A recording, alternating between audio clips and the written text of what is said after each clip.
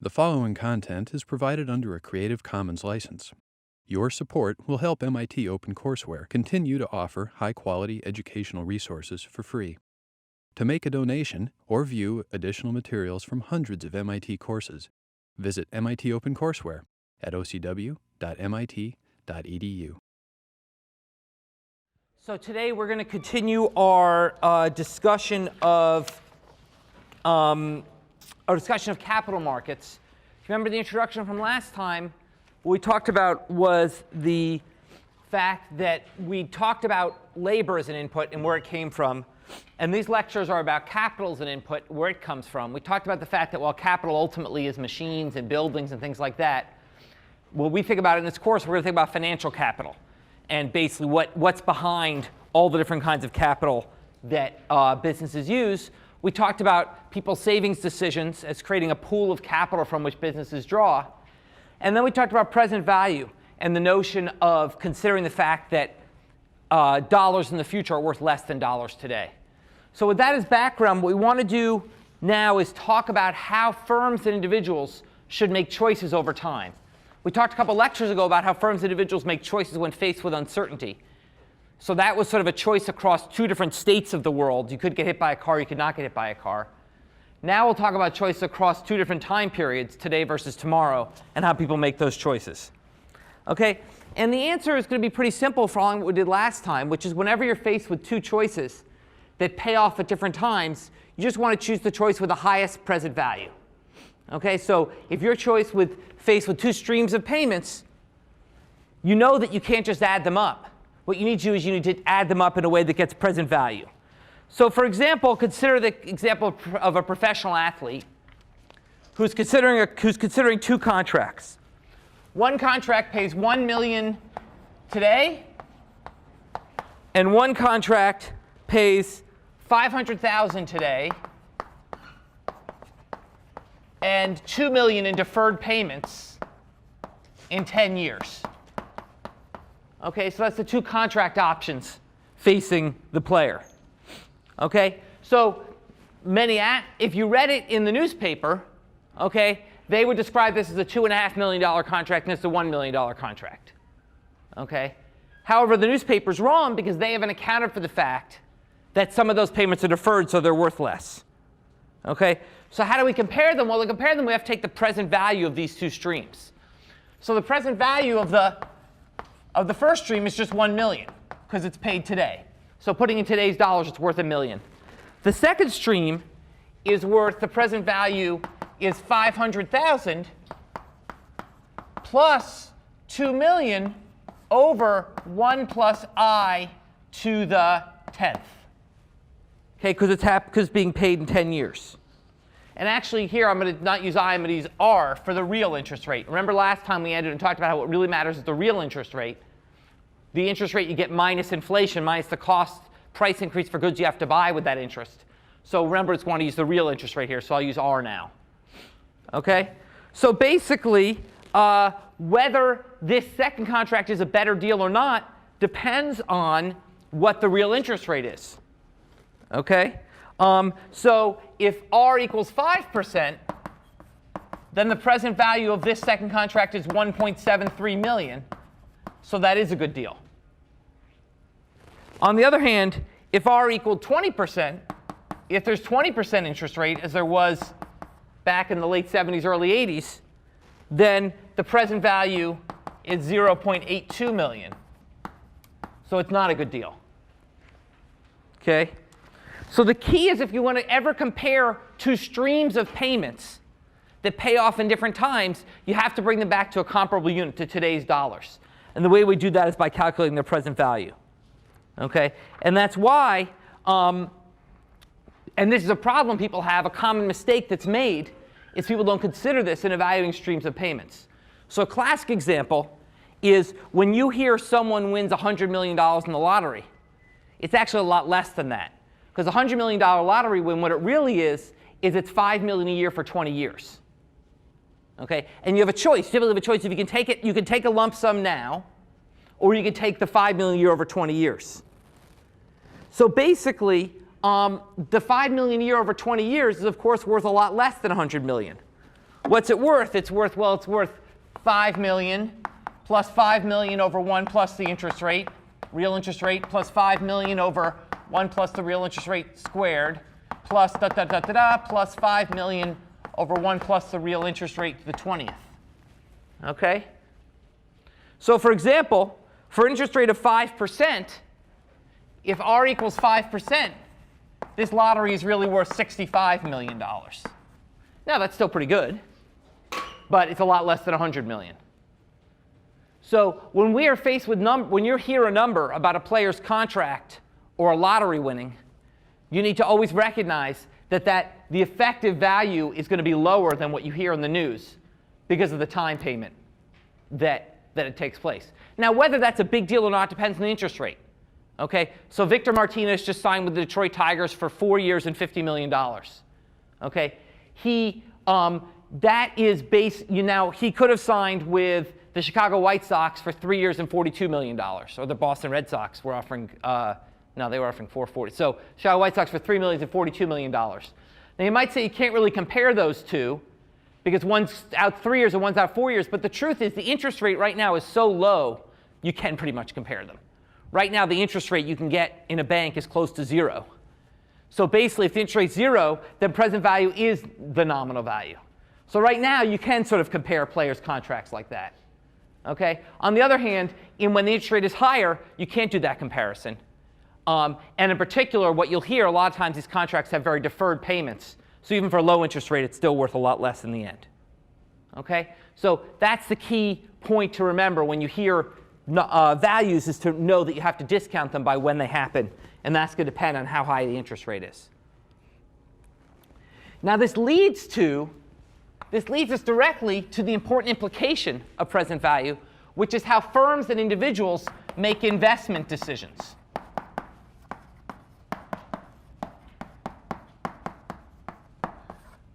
So we've talked about firms choosing a level of capital, a level of labor.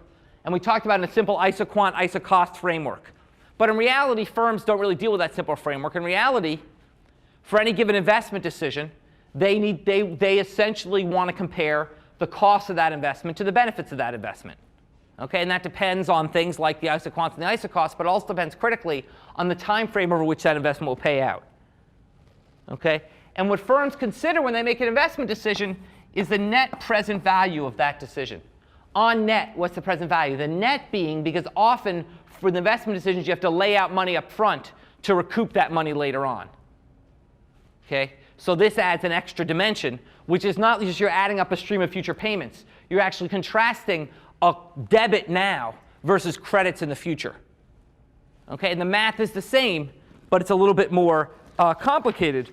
So the net present value of any investment, okay, is going to be the revenues from that investment in period 0 minus the cost of that investment in period 0 plus the revenues from that investment in period 1 minus the cost of that investment in period 1 over 1 plus r, okay, plus plus the revenues in year t minus the costs in year t over 1 plus r to the t. Okay? So the net present value is going to be a function of it every year, is the investment making or losing money? And then adding those future gains or losses up, discounting by when they occur. And the bottom line is, firm investment decisions are very simple. If this is greater than 0, then it's a good investment. If it's less than 0, it's not. Okay? And this matters a lot because you'll often see investments that have cash losses up front and gains later on. In fact, that's sort of the definition of investment, right?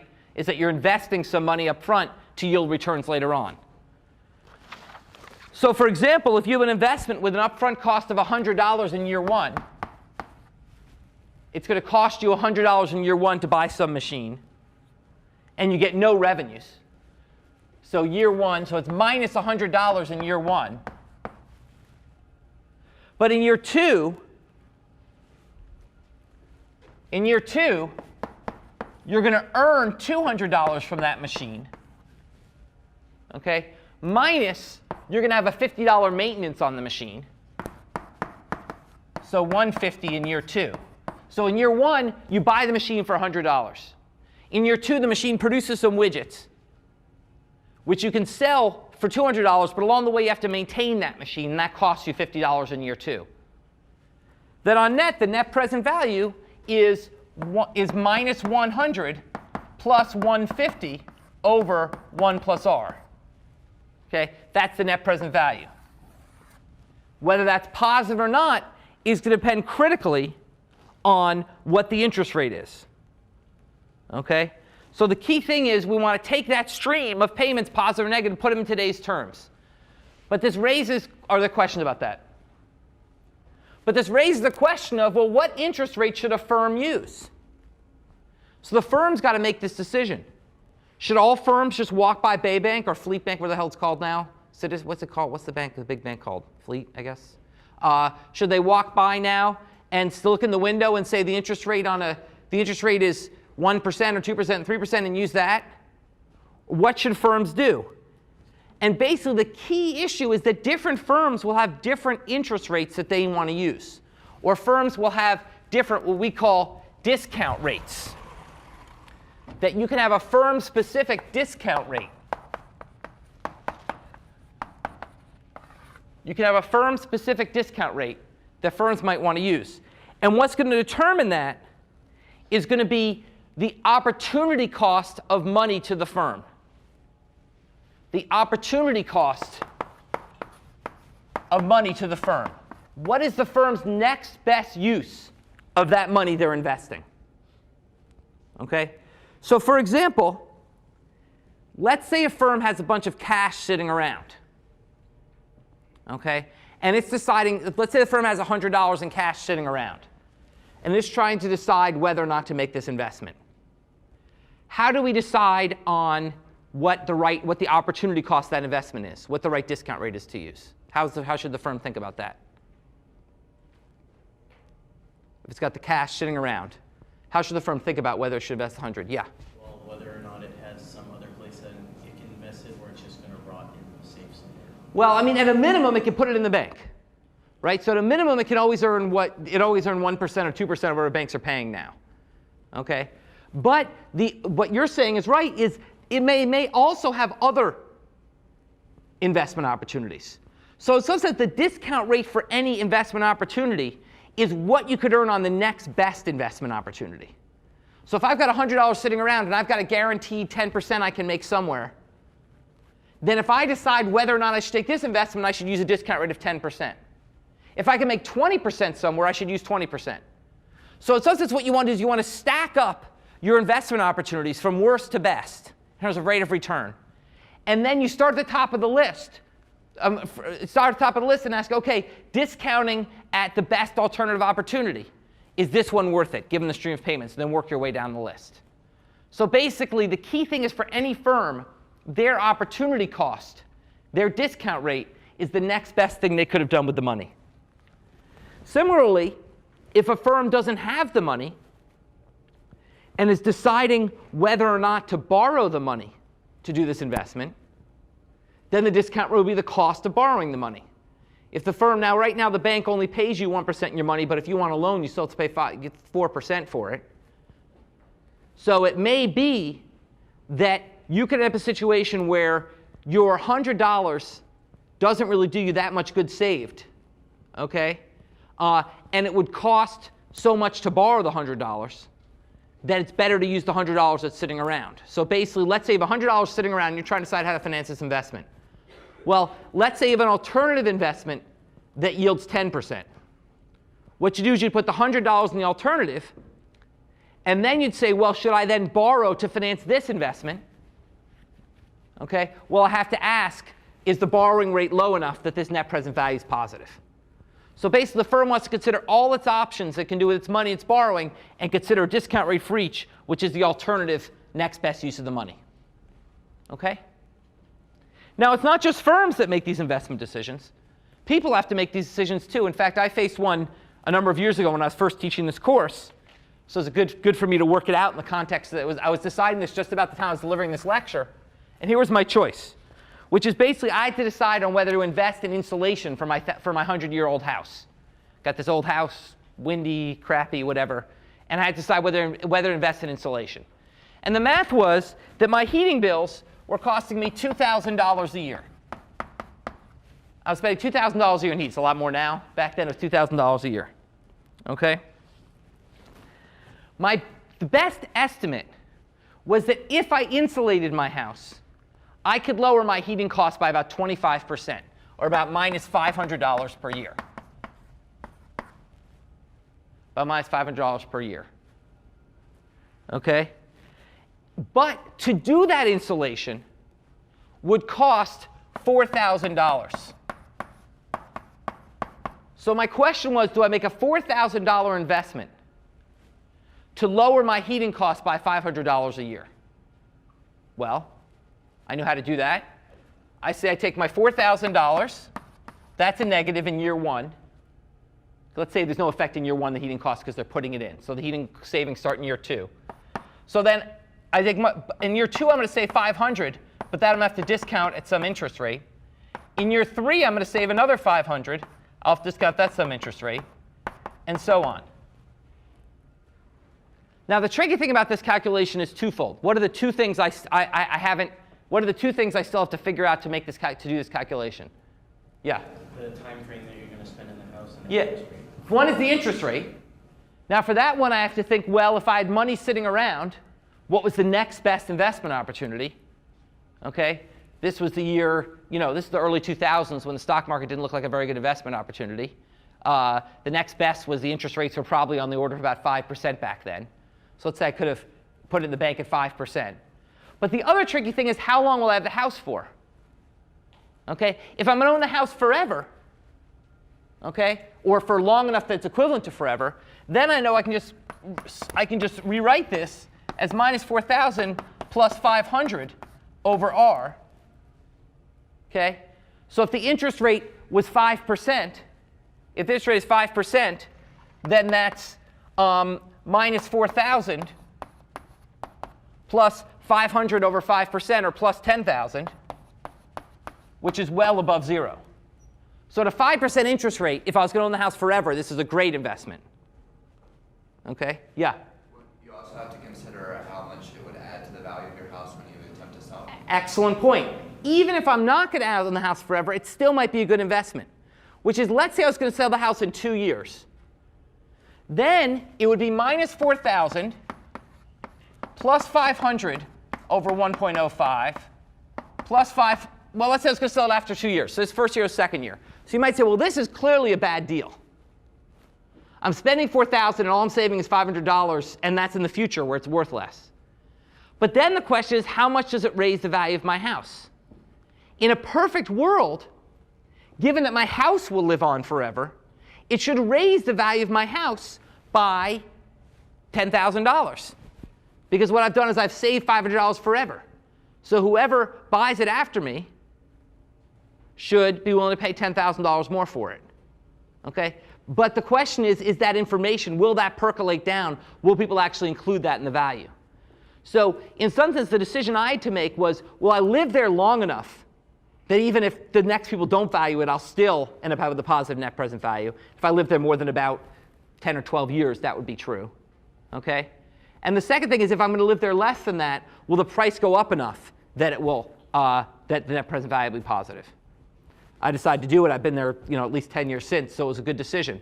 But this is exactly how consumers face these kinds of decisions every day. Just as uncertainty affects decision-making of people every day, so does thinking about streams of payments over time. Okay? Yeah? Did you leave out the square on the 500 over 1? Yeah. Yes, you're right. Good point. Okay. So now, another very interesting application of this that's made more relevant to you. You guys aren't thinking about insulating your houses right now. But you have recently, your family has recently thought about a very important decision, which is not about investing in physical capital, like investing in a machine, but investing in your human capital. An important theory due to Gary Becker, a Nobel Prize-winning economist at Chicago, was that just as we could think of firms building and buying machines as investing in physical capital, we think of people investing in education as like building your human capital. Okay? You're spending money to improve your long-run productivity, just like buying a machine improves the firm's long-run productivity. So it's exactly the same thing. It's just instead of investing in a building or machine, we invest in you. And likewise, human capital investment decisions are subject to the same net present value considerations that physical capital production decisions are subject to. So let's think about this with an example from the book. Okay? So imagine that if you go to college, if you don't go to college, you're going to work from age 18 to age 70. And if you do go to college, you work from age 22 to age 70. You get the extra year dinking around in Europe or whatever. No, 18, no, that's right, 18, 22, 4 years. Okay, so you basically you either work from 18 to 70 if you don't go to college, or 22 to 70 if you do go to college. Okay? Imagine, moreover, that college costs $10,000 a year. Obviously not MIT, okay? Some state school. Okay, $10,000 a year is what college is going to cost. Okay? And the cost of going to college is twofold. One is you pay the $10,000 a year. Second, you forgo earning while you're in college. The benefit of going to college, you earn a lot more once you graduate. On average, at age 22, the typical college-educated person, once again, not MIT, but typical college-educated person, earned about $30,000, while someone with a high school diploma only earned about $20,000. So you earn a lot more thereafter. So basically, the trade-off is you pay tuition up front and you lose earnings up front, but you earn a lot more starting at age 22. Well, how do we think about whether that's a good investment or not? Let's look at figure 22.1, the present value of education. What you see is a diagram of the net present value calculations. So from age 18 to 22, there's a huge cost, okay, which is your foregone earnings plus the amount that you had to pay to go. Then starting age 22, there's a net benefit, which is you earn more. Basically, whether the net present value is positive depends on comparing the shape of these and discounting the fact that the earnings you make from going to college are worth a lot less. So what's striking here is that basically, if the discount rate is more than 5.1%, it turns out not to make sense to go to college. Pretty amazing if you think about it. You earn 50% more if you go to college, 50% more. And yet, if the discount rate is more than 5.1%, which it's been typically in many eras in our society, okay, it's going to end up not making sense to go to college.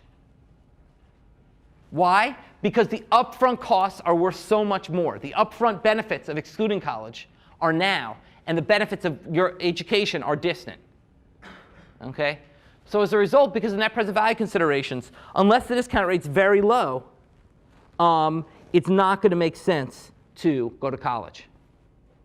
Okay? Now, it turns out now, of course, the discount rate's very low. But basically, we have to ask ourselves, now we ask ourselves, OK, basically, what is the discount rate your parents face when they decide whether to send you to college? Or maybe you faced it. Maybe you're paying for your own college. What's the discount rate you faced? Well, once again, it's the opportunity cost of the money you used to go to college and the opportunity cost of what you could have done with the money you made if you were working now at the Gap. Okay? The opportunity cost of the money you could have made is you could have saved that at some interest rate. But the truth is, whatever you could have saved it at, nothing's yielding much more than zero right now. There's no investment that yields anything. So the interest rate's very low on that savings. Okay? Moreover, you had to borrow the $10,000 a year, in your case the $50,000 a year, to come to college. And that's at the borrowing rate, which is still above 5%. Okay, even in this economy. Yeah? The discount rate is the interest rate in this net present value calculation. So basically, when you're considering whether to go to college, it's the rate at which you discount those future extra earnings that you're going to get. So the discount rate is your version of the interest rate. It's the opportunity cost. Okay, the opportunity cost to you of what you could have done with that money. What you could have done with the savings from working is basically nothing, would have sat under your mattress. However, the money you had to borrow to come to college, okay, that you paid 7-8%. That is going to be, that's money that has a pretty high discount rate. You could have that's money that's worth a lot less in the future. So at the end of the day, with today's interest rates, it almost certainly makes sense to go to college. Okay? However, when interest rates are high, it might not. And that's an argument why the government may want to subsidize student loans. The government's in the business of subsidizing student loans and making student loans artificially cheap. That's a pretty big government expenditure. It's on the order of $30 billion a year. Okay? Why is the government doing that? Well, this table tells you why. If the government thinks that there's social benefits from having a more highly educated population, then essentially by intervening to lower the discount rate through subsidizing college loans, the government can encourage people to go to college. Okay? Questions about that? Okay, so that's how we think about net present value investment decisions, which is basically put everything in today's dollars and then on net ask if it's positive or negative. Now, the other thing I want to talk about in terms of government policy and in terms of important issues in this area is about increasing savings. I want to talk about increasing savings in the US. Okay? Why do we care about increasing savings in the US? I mean, why do we care about that as a goal? After all, I said savings is a bad, right? Consumption's the good. Why do we care about savings?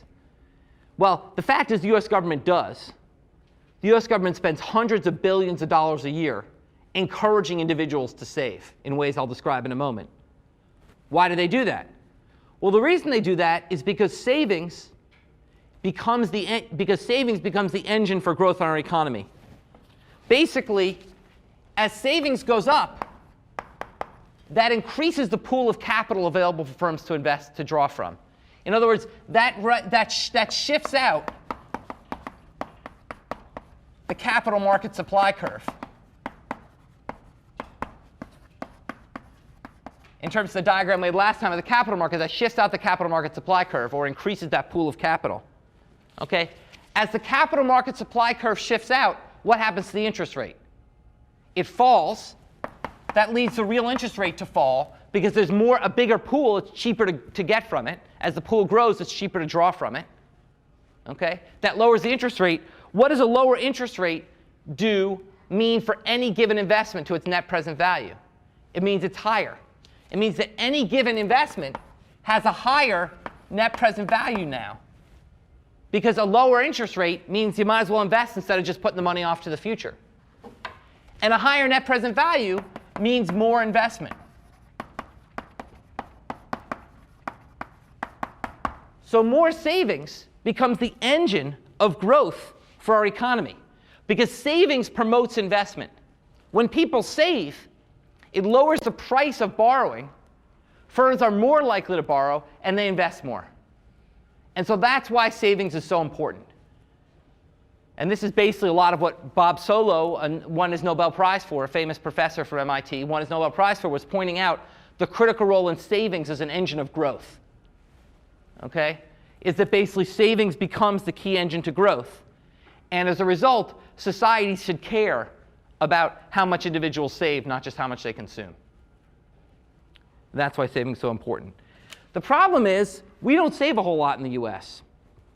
In China, for example, the savings rate, depending on how it's measured, is on the order of 30%. So for every dollar people earn in China, they save about 30 cents. In the US, it's about 3%. For every dollar we earn, we save about 3 cents. It was negative for a while. Yeah? Are those rates including like taxes and other things that people have to pay? So is it like revenue or is it? It's a share of your disposable income you save. The share of your after-tax, the check you take home, how much of it do you save and how much do you spend? US citizens spend about 97 cents on every dollar we take home. Chinese citizens spend about 70 cents on every dollar they take home. You might have noticed China's grown a hell of a lot faster than the US over the last 30 years. Okay? It's no coincidence. They're basically building up a stock of capital that's allowing their firms can draw on at a cheap rate and invest. And that's why something like 20% of all the world's cranes are in Shanghai right now. Okay? Because basically they have a huge pool of capital they can draw on to build all those new buildings and invest. Okay? So this is a big problem for our place in the world economy.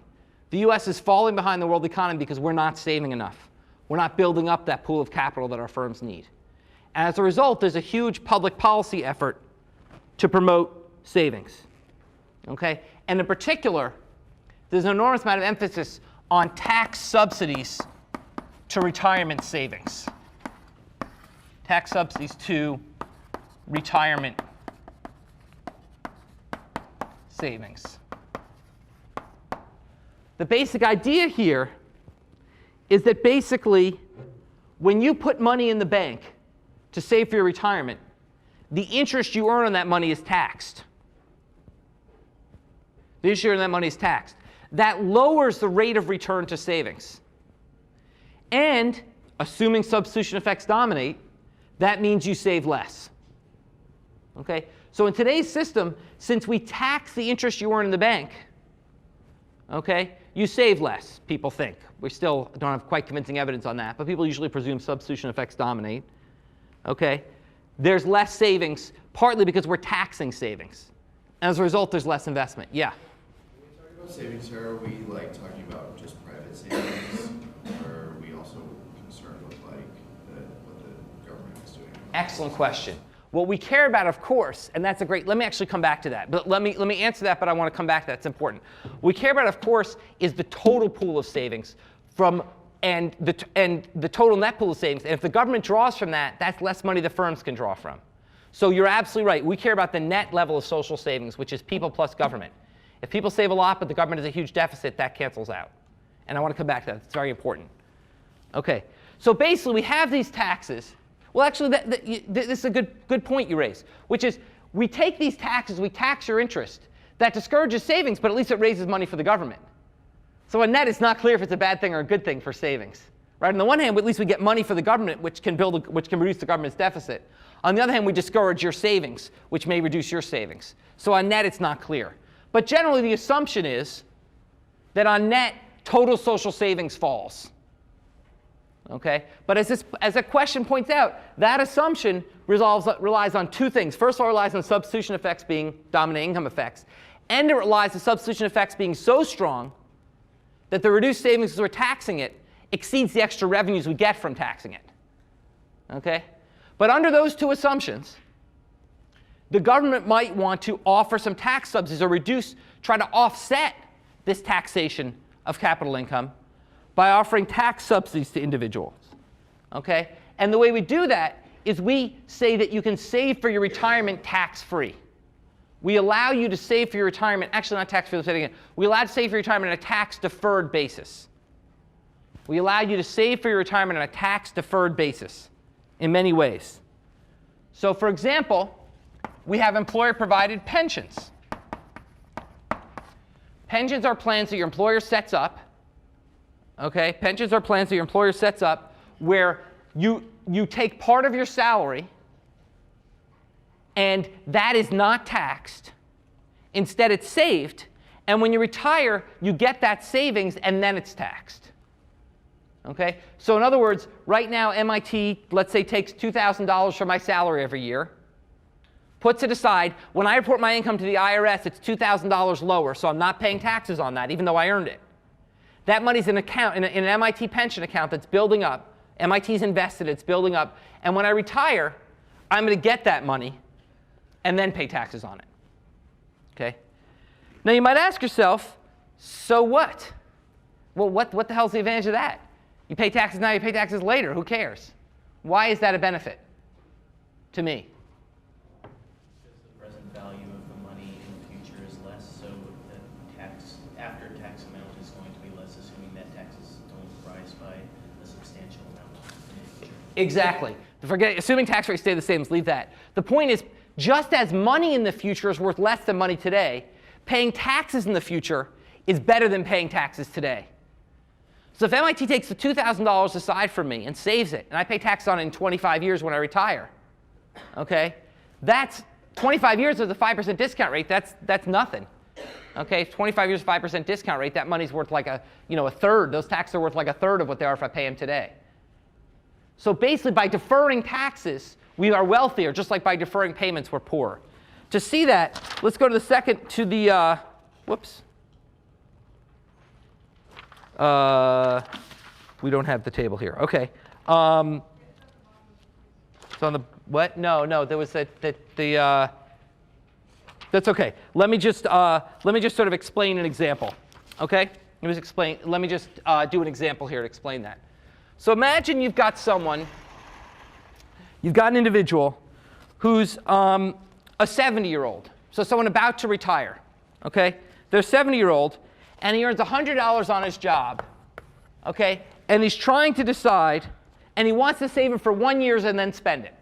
OK? He's earning $100. He wants to save it for 1 year and then spend it. OK? And he has two choices. He can put it in the bank, or he can have his employer hold it aside as a pension payment and he can get it next year. OK? And let's say the interest rate is 10%, and let's say his tax rate is 25%. OK? Now, if he puts it in the bank, 1 year later, if he puts it in the bank, so the bank route, what happens? First of all, the $100 he gets is going to get taxed. So he's going to have $75 to put in the bank. He's going to put that in the bank, and that's going to yield $750 in interest after 1 year. But that will also be taxed. That $750 interest will also be taxed. So that $750 of interest, he has to pay $1.88 in taxes on that $750 of interest. OK? So on net, he's going to end up with $10 of interest. OK, so basically end up with $75, $82.50 minus $188. So he's going to end up with $80 and 32 cents. Is that right? 22 cents. $8.22. OK, so you end up with $80.22. Now, if instead he asks the employer to hold it aside as a pension, OK, then he gets the whole $100. And that gets saved at 10%. So he earns $10 of interest.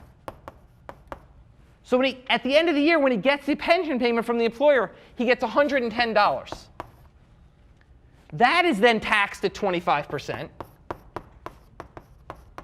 And he ends up with $82.50. He ends up with more money. Okay, even though it's just paying taxes 1 year later, he ends up with more money. And the reason is because he got to earn the interest on the taxes instead of the government earning the interest on the taxes. Here he pays taxes up front, so he has less to save, so he ends up with less. Here, by paying taxes later, he gets to earn the interest on that extra money, and he ends up with more. So by deferring taxes, he's effectively richer. Okay? And this is a very simple example. Okay? If you did the same example, instead of making it 1 year, you made it 30 years. 1 year, instead of 1 year, you made it 30 years. Then you end up with twice as much money if you go the pension route as you go the regular savings route. Twice as much money just from deferring taxation for 30 years. Okay? You get taxed either way. It's just that you get to earn the interest instead of the government earning the interest. Okay? So you get, yeah. OK, so let's come to that. Your pension does earn. Let me make sure people understand the math here and why it's a better deal. OK, do you earn interest on a pension? It's a good question. There's 3 ways that you can have tax-subsidized retirement savings. And let me go through them clearly now. One route is the pension. The pension is that is a pension. Under a pension, your employer takes money out of your salary, saves it in some account with your name on it, but they invest it. Okay? And then you get the money when you retire. An alternative, which firms are slowly moving to, is 401k accounts, which you've all heard of by now. 401k accounts are just like pensions, except you control the investment of the money, not the firm. So under a pension account, your employer takes money out of your salary, puts it aside and invests it as he likes, and you get the return when you retire. 401k accounts the same thing, except you decide how much to take. The employers decide how much to take, and you decide how to invest it. Okay? And then you get the return at the end of the day. But the tax treatment's the same. Yeah? Isn't it also one's defined benefits and one's defined contributions? Well, within pensions, there's 2 kinds of pensions. Okay? There's defined benefits and defined contributions. Defined benefits, we can think of this as old style and new style. Defined benefits is what like the auto companies had and the steel companies had, and basically it's dying away. A defined benefit pension is one where you don't actually get an account from your employer. They just take money out of your salary, and then when you retire, they pay you some amount which is unrelated to what you put away. It's related to something like how long you worked at the company and what your wages were. So defined benefit pension, they literally define the pension benefit you get. Okay? And it's got no direct relation how much money they took away on your behalf. It's related instead to what you earned and how long you worked there. A defined contribution pension is what I described. It's literally an account with your name on it. And that's what most pensions are now. Almost any firm you guys will work for will have a defined contribution pension, okay, which is one where there's a little account with your name on it. Many will have, and most of you will have 401ks where you actually control the investment. Okay? And then finally, the last option is IRAs, not the Ireland thing, but individual retirement accounts. Okay? These are accounts which operate outside the employment setting, where you can literally set up your own pension, effectively, by taking money, putting it in the bank, and calling it an IRA. The thing about IRAs are not special investment vehicles. They're just a label for savings that you do. Any kind of savings can be an IRA. You can have gold in your IRA. You can have cash in your IRA. You can have whatever you want in your IRA. Any kind of investment is an IRA. What an IRA means is you say to the government, this money, up to $5,000 a year, don't tax me on now. I'm going to put in a specially labeled bank account, and you'll tax me on it when I retire. So it's just like a pension, but you set it up on your own, the firm's not involved. Okay? And basically, whether that's a good deal or not is going to depend whether all of these are a good deal or not. Oh, let me just say in the IRA basically, if you're not wealthy, if your income's below about $75,000 a year, it operates just like I described. If you are wealthy, if your income's above about $75,000 a year, then you can't get the tax break on the IRA. So IRAs are really more focused towards lower income populations. Now, here's an interesting question that you all face. You're going to get jobs in a couple of years, okay? And your employers are going to offer you pensions or 401ks. You can set up an IRA. And you're going to have to decide, do I want to do that or not? Now, what are the considerations? Well, one consideration is what I mentioned last time, which is that savings earlier in your career is a lot more beneficial than savings later in your career. The second advantage, of course, is that there's the tax break, which, of course, the earlier you do it, the more valuable it is than the later you do it, by the same logic. On the other hand, there's a huge disadvantage to these forms of savings, which you can't get them till you retire. Okay? If you take them out before you retire, you pay a tax penalty on them. Okay? So the trade-off with thinking about setting these up is you only want to put in money you're sure you're not going to need till you retire. So it's a good idea to set these up. It's a good idea to take advantage of these tax breaks.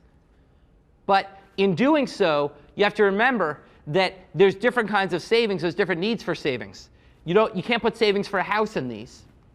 You don't put savings in case you lose your job in these. These are for savings which you can honestly say I won't need for 30 years. And that's the trade-off, which is you should do it early and as much of as you can, but you should also recognize you don't want to leave yourself with no money in the bank to do this, because then if you lose your job, there's nothing to draw on.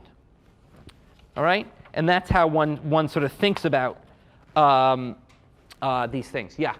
So if you said there was a tax penalty if Yeah. you these early, is that greater than the tax rate that you would normally pay on them? Because then even with that penalty... It depends on how long you have the money in. If you have it in for like 20 plus years, even with the tax penalty, it's a good idea to do it. But if you're going to have it for 5 years, it's not worth it. So it's bigger than the tax you... Yes. It's 10% of the balance. You pay 10% of the balance in a tax. So basically whether that's a good thing or not depends on how long the money's been in there and what the foregone interest rate is. But for short investments, it's going to be a bad idea. If you have an IRA for 20 years and have to take it out, it's still a better deal than having not put it in there. OK, one last point about 401ks that's very interesting, which is basically in the theory I've taught you in the last 2 lectures, what determines your savings is the interest rate. Okay? If the interest rate goes up and substitution effects dominate, you save more. If it goes down, you save less. But in fact, in the real world, savings is determined by lots of other factors that economists are just starting to think about and model. Okay, one which you've known for a long time, of course, is precaution. The bigger risk you face in your life, the more you want to save. So for a given interest rate, we found that individuals who face greater risk in their lives save more. Likewise, we found that government programs which protect you from risk cause you to save less. So this is another tricky thing with government programs. On the one hand, we like government programs like unemployment insurance or social health insurance that protect us in case we lose our job or get sick. we have to recognize the social cost of those programs is people will save less. And that's less savings equals less investment. So precaution is one reason why people save. But there's other factors which fall in the realm of behavioral economics, which I mentioned earlier in this course, which drive why people save. And this is one of the most important economics findings in the last couple decades, was studies of firms that change the structure of their 401ks in a particular way that shouldn't matter but does a lot. So for most firms, when you go to join the firm, they'll say, here's a benefits package. You can sign up. You can sign up for health insurance. You can sign up for life insurance. You can sign up for a 401k. Okay? And that's the way it usually goes. And what you typically see at a typical large firm is new employees, there's about a 25% sign-up rate for 401ks. And over about the next 10 years, that grows to about 70%. So people don't join right away. They join slowly. Okay? Some firms experimented with changing the contract in a very small way that should not matter in this course, which is they've instead said, welcome to our firm. You are now signed up for the 401k unless you tell us you don't want that. Now, that's the same thing, right? I can sign up, or I can tell them I don't want to be in. Those are identical things. It's just a question of the default. It's just a question of the default that I have to say affirmatively yes, or I have to say affirmatively no. What they found when they switched is the initial sign-up rate for 401ks went from 25% to 75%. Okay? Simply by this relabeling, simply by shifting the default, you got an incredible change in people's behavior.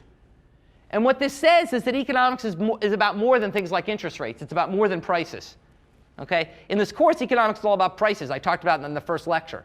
Okay? But in the real world, when we bring psychology into it, economics is about more than just price. It's about important behavioral factors.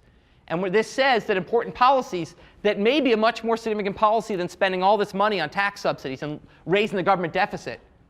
These tax subsidies, by the way, add up to on the order of $200 billion a year we spend on these. So that's $200 billion a year we're increasing the deficit by to have these tax subsidies. What if instead we got rid of them all and just defaulted everyone to 401ks? We'd probably raise savings more and save the government and potentially save the government a lot of money. So basically, the point is that we have a lot of tools at our disposal besides prices, and that government policymakers have to be thinking about those. Okay? So let me stop there. Thank you all for coming. Have a great Thanksgiving. And we'll come back after Thanksgiving and talk about equity and efficiency.